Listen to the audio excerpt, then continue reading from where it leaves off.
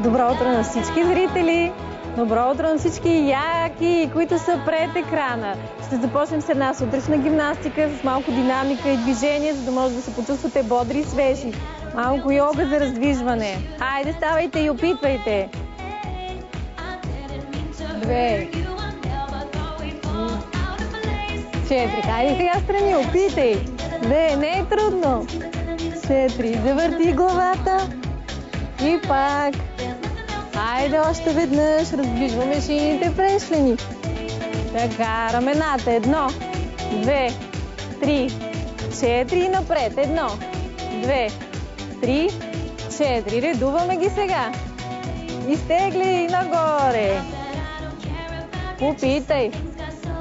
Хайде сега да изпънем горе, целият гръб и раздвижваме зад глава и обратно.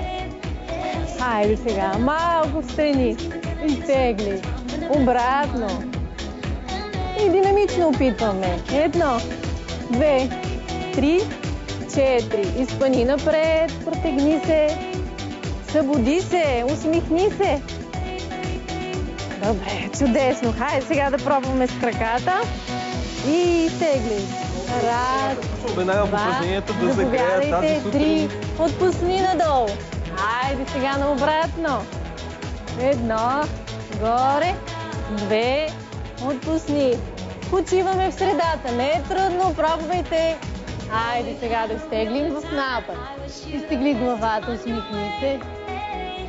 Средата опитваме между двата крака, леко да разтегнем и обратно. Отпусни гърба надолу. Хайде. Сега ще пробваме с малко вариант. Изтегли ръката. Протегни я. Средата и обратно. Протегни я. Чудесно. Изправяме се.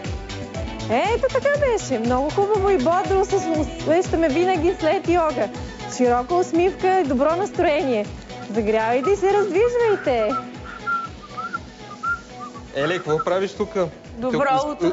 За пореден път закъсняваш. Ние вече свършихме с упражненията, както виждаш. Въобще не съм закъсняла, Роско.